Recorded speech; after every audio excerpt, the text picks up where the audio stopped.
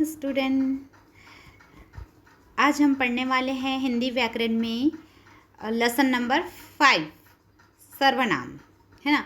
इसके पहले हमने क्या पढ़ा था? संज्ञा। संज्ञा यानी क्या था? नाम, है ना, नाउन। अब हम पढ़ेंगे सर्वनाम, ओके, जिसे इंग्लिश में कहा जाता है प्रोनाउन, है ना। ये जो सर्वनाम होता है, सर्वनाम कब यूज़ करते हैं हम? जैसे नाम है, नाम में हमने बताया था व्यक्ति, स्थान, पशु और जो पक्षी है, इन लोग को जो नाम दिया जाता है उसे संज्ञा कहते हैं। अब हम सर्वनाम, अब सर्वनाम कब यूज़ करेंगे तो उसके बारे में हम अभी डिटेल इस लेसन में पढ़ने वाले हैं। तो आप ध्यान देंगे, नीचे दिए गए वाक्य पढ़ो। यहाँ कुछ वाक्य हैं, मैं पढ़ रही हूँ, आप ध्यान देंगे। कुत्ता बहुत भूखा था।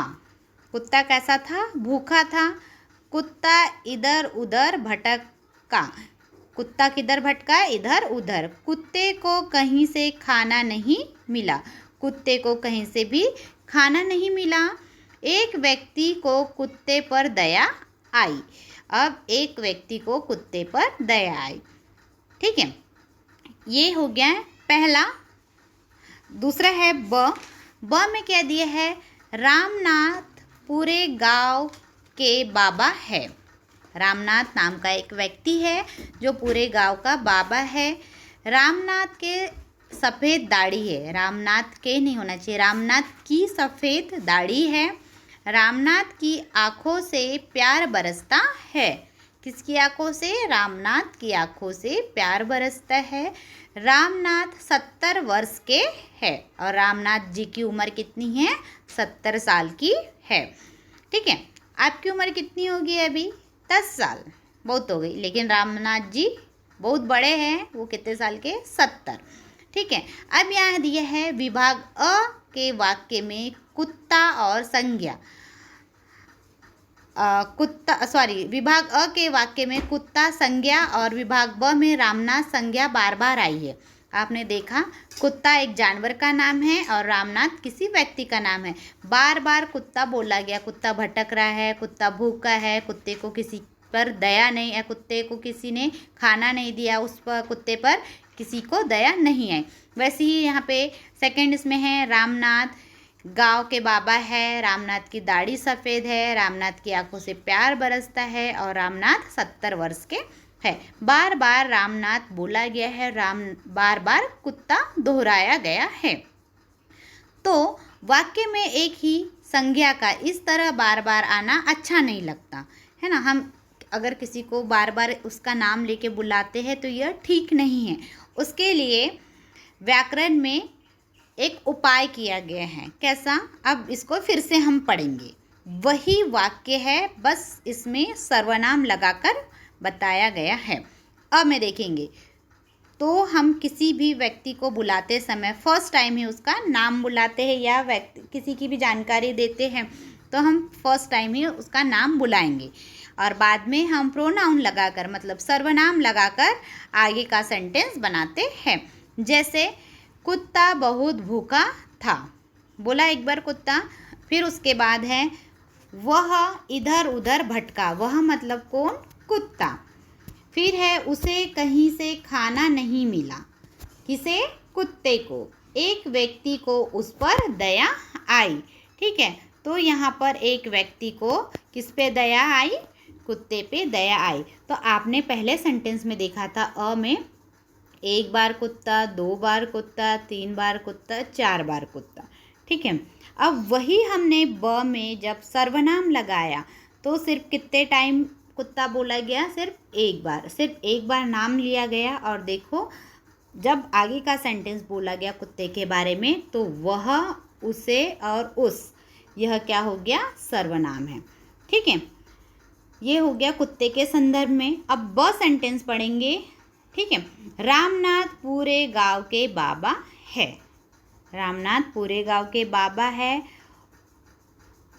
उनके सफ़ेद दाढ़ी है, मतलब उनकी सफ़ेद दाढ़ी है। उनकी आँखों से प्यार बरसता है और वे 70 वर्ष के हैं। यहाँ पर भी देखेंगे आप, रामनाथ का नाम सिर्फ एक ही बार आया है।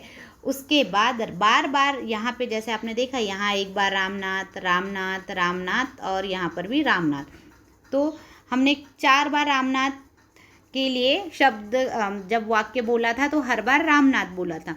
लेकिन हम जब सर्वनाम लगा के रामनाथ का जो वाक्य बोलते हैं तो हमने फर्स्ट टाइम ही एक क्या किया, रामनाथ बोला और उसके बाद उनकी, उनकी और वे। ठीक है, मतलब उनकी दाढ़ी सफ़ेद है, उनकी आंखों से प्यार बरसता है और वे 70 साल के हैं। मतलब 3 जो सेंटेंस हमने बोला वहाँ पर क्या किया, सर्वनाम का उपयोग किया, है ना। जैसे कि अगर हम बोलते हैं महेश सुंदर लड़का है, महेश खेलता है, महेश रोता है, ऐसा नहीं बोलेंगे, है ना। महेश सुंदर लड़का है, वह अच्छा खेलता है, वह कभी कभी रोता है ना।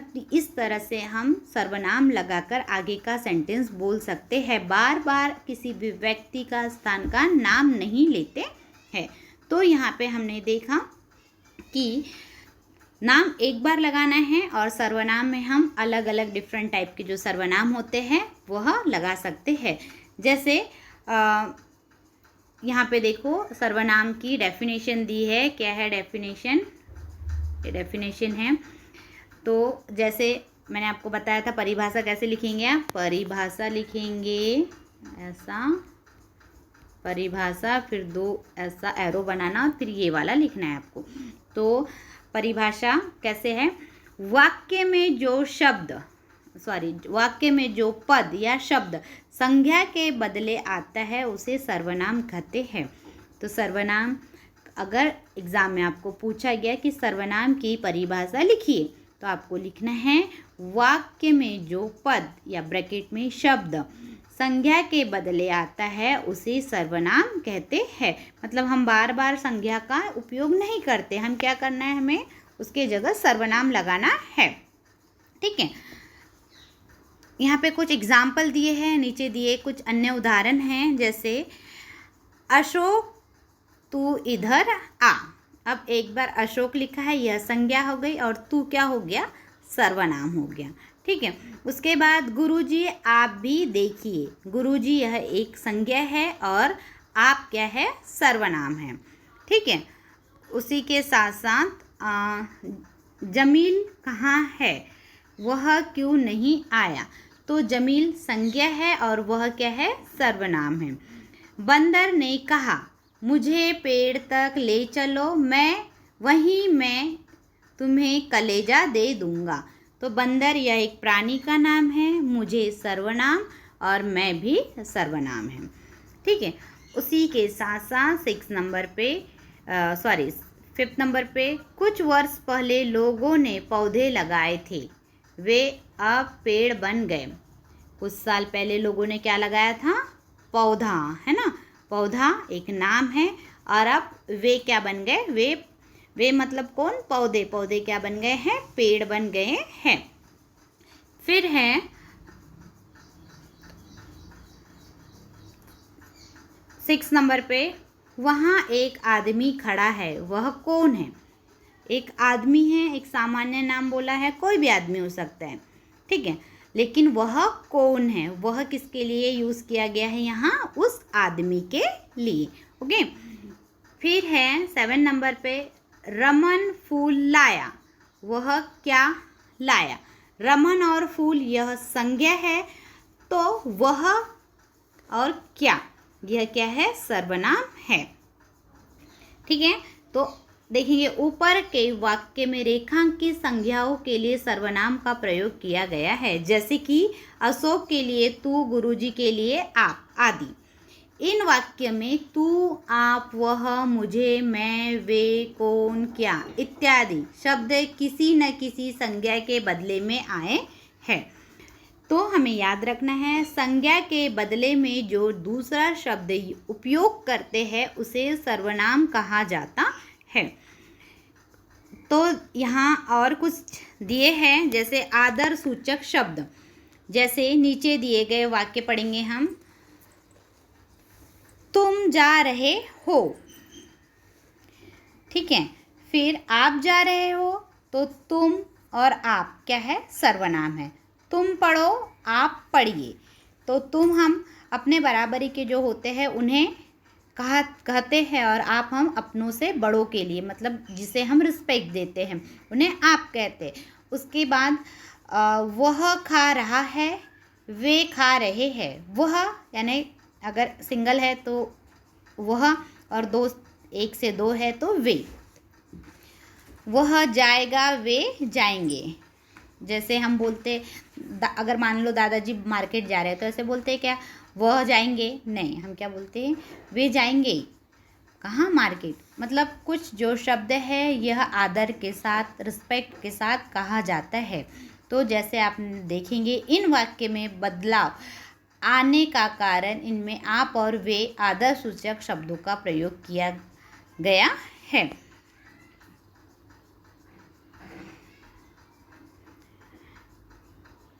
फिर है, हिंदी में अपने से बड़ों के लिए आदर सूचक शब्द का प्रयोग किया जाता है।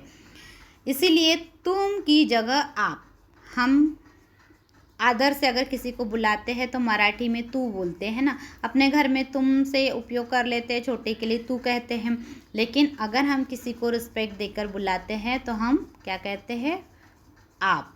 और वह की जगह वे का प्रयोग किया जाता है। इन शब्द के अनुसार क्रियाओं में भी बदलाव होता है। और जैसे जैसे अगर हम आप, तुम जाओगी, तू जाएगा, ऐसा बोलते हैं ना, वे आप जाएंगी, तो यहाँ पर भी क्रियाएं क्या हो जाती है, चेंज हो जाती है। तो कुछ ध्यान में रखने लायक बात है जो यहाँ पर दी गई है। ठीक है। आदर सूचक आप और वे सर्वनाम का प्रयोग करने से काल के अनुसार क्रियाओं के रूप में बदलाव होता है। वह हम यहाँ देखेंगे। जैसे वर्तमान काल में आप, वे जाते हैं, है ना। वर्तमान में हम क्या कहेंगे, आप और वे जाते हैं। उसके बाद भूतकाल में आप, वे गए थे। भविष्य में आप या वे जाएंगे, है ना। इसी तरह हम क्या करते हैं, इस तरह आदेश वाक्यों की क्रियाओं के अंत में ई और ए शब्द जुड़ जाता है। जैसे करना का कीजिए हो जाएगा, उठना का उठिए, खाना का खाइए, बोलना बोलिए, जाना जाइए, आना आइए। जैसे छोटा है तो तू आना ऐसा बोलेंगे, है ना। लेकिन अगर हम किसी बड़े को बोल रहे हैं तो आप आइए। सोना, तू सो जा, और बड़े को भी आप सो जाइए। सुनना, छोटे बच्चे को बोलते तू मेरा नहीं सुन रहा, लेकिन बड़ों को क्या बोलेंगे, आप मेरा नहीं सुन रहे हैं। तो जैसे ही हमने अगर आदर सूचक शब्द का उपयोग किया तो हमारे जैसे ही उपयोग करने के साथ ही साथ हमारे जो क्रियाएं हैं वो भी बदल जाती हैं। लिखना, लिखिए, हंसना, हंसिए, देखना, देखिए। अगर अपना हम उम्र है, तुम मेरे तरफ देखो। अगर कोई हमसे बड़ा है तो आप मेरे तरफ देखिए। पीना, पिए, ठीक है, ये पानी पीजिए, इस तरह से। उसके बाद सर्वनाम के वचन। अभी कुछ सर्वनाम के वचन भी है जिसको हम पढ़ने वाले हैं। तो सर्वनाम के वचन हैं एक वचन और बहुवचन। ये पुल्लिंग में है और दूसरा स्त्रीलिंग में, ठीक है। पुल्लिंग के एक वचन और बहुवचन देखेंगे। जैसे मैं जाता हूँ, बहुवचन में हम लोग जाते हैं, तू जाता है, तू का क्या हो जाएगा, तुम हो जाएगा, तुम जाते हो। वह जाता है, बहुवचन में वे जाते हैं। यह जाता है, बहुवचन में ए जाते हैं। मुझे जाने दो, हमें जाने दो, एक वचन और बहुवचन दोनों देखना है साथ में। उसे जाने दो, बहुवचन में उन्हें जाने दो। यह पुल्लिंग में है। अभी स्त्रीलिंग में देखेंगे। एक वचन में मैं जाती हूँ, तो बहुवचन हम जाती है, तू जाती है, एक वचन, बहुवचन तुम जाती हो। एक वचन में वह जाती है, बहुवचन में क्या होगा, वे जाती है। एक वचन यह जाती है, तो बहुवचन में ए जाती है। एक वचन फिर से देखेंगे, मुझे जाने दो, इसका बहुवचन क्या होगा, हमें जाने दो। एक वचन है फिर से, उसे जाने दो, बहुवचन होगा उन्हें जाने दो। आप देखेंगे स्त्रीलिंग और पुल्लिंग। पुल्लिंग में आपने सबसे लास्ट का सेंटेंस देखा, मुझे जाने दो, और स्त्रीलिंग में भी है मुझे जाने दो। मतलब सर्वनाम में जब वचन चेंज होता है तो मुझे जाने दो और हमें जाने दो, यह स्त्रीलिंग और पुल्लिंग में कोई भी चेंजेस नहीं होता है, दोनों जगह सेम होते हैं। ठीक है, तो ऊपर के वाक्य में रेखांकित शब्द एक वचन और बहुवचन वाले सर्वनाम है। फिर है इसके स्वाध्याय दिए हैं। ठीक है, यानी एक्सरसाइज है, एक्सरसाइज में आपको देखना है निम्नलिखित शब्दों में से सर्वनाम अलग करके लिखेंगे। तो अभी मैंने आपको बताया था सर्वनाम कौन कौन से हैं, है ना।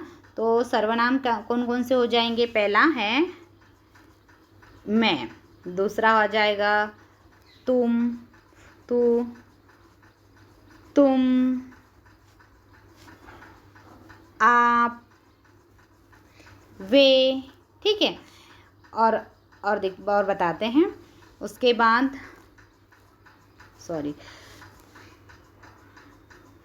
हम, फिर है वह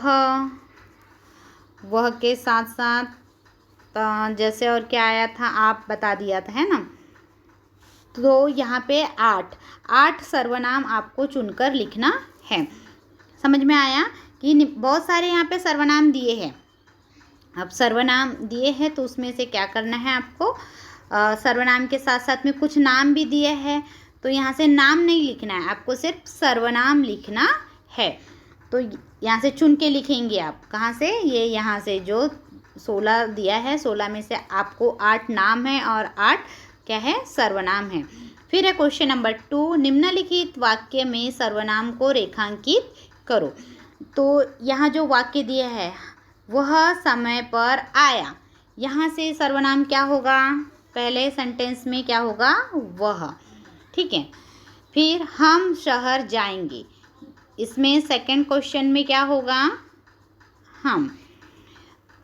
और 3 और 4 आपको करना है कि तू कहाँ था, मुझे भूख लगी है, यहाँ से आपको सर्वनाम पहचानना है। ओके, फिर और है 5 नंबर, आप बड़े दयालु है। 6 नंबर, मैं मित्रों को दावत दूंगा। 7 नंबर, उसे इनाम मिलेगा। 8 नंबर, यहाँ तुम्हें क्या कष्ट है, वे मेरे मित्र हैं। यह किसकी किताब है। ये आपको 10 क्वेश्चन दिए हैं, यहाँ 10 में आपको सर्वनाम के नीचे अंडरलाइन करना है। क्वेश्चन नंबर 3, कोष्ठक में से उचित सर्वनाम चुनकर खाली जगहों में लिखना है। ठीक है, कुछ सर्वनाम दिए हैं तो कोष्ठक में से चुनना है और आपको लिखना है। क्वेश्चन नंबर 3, 4 और 5 आपके लिए ये होमवर्क है। ठीक है, ये मैं आपको नहीं बताऊंगी, बस आपको याद रखना है। हाँ, लेकिन एक चीज़ और बता देती हूँ मैं कि आपको हमने अभी तक के वे, आप, तुम, तू, हम, हमें, है ना, ये सब सर्वनाम है। उसी के साथ साथ यहाँ पे देखेंगे, यहाँ है किसकी, किसकी, यह भी सर्वनाम है ना, ये प्रश्नवाचक सर्वनाम कहलाते हैं। और है यहाँ पे किसने। ठीक है, किसने, किसे, और किसे के बाद है कौन, कौन के बाद है किससे, किससे और क्या। यह भी सारे के सारे क्या है, सर्वनाम। और ऐसे जो प्रश्न के रूप में पूछे जाते हैं, इन शब्द को या इन सर्वनामों को प्रश्नवाचक सर्वनाम कहते हैं। ठीक है, जिससे हम प्रश्न पूछ रहे, तो प्रश्न पूछने के लिए किसकी है, किसने लाया, किसे देना है, वह कौन है, किसने मंगवाया है, क्या कर रहे हैं, यह भी क्या है, सब सर्वनाम है। तो यहाँ पे क्वेश्चन नंबर 5 में आपको कुछ सर्वनाम है, जैसे कि आप खालिस्तान कहना चाहते हैं, तो आप क्या कहना चाहते हैं। तो यहाँ पे पहले वाले में क्या आएगा, पहले वाले में लिखना है आपको क्या, मतलब आपको यहाँ पे सर्वनाम लिखते आना चाहिए। यह प्रश्नार्थक सर्वनाम है, ठीक है। तो यहाँ पे आपका सर्वनाम का टॉपिक ख़त्म होते हैं। हम नेक्स्ट वीडियो में फिर से मिलेंगे। Okay bye, take care, God bless you, have a nice day. ये वर्क आपको अपनी कॉपी में नीट एंड क्लीन लिखना है, और वो भी पेन से। ओके।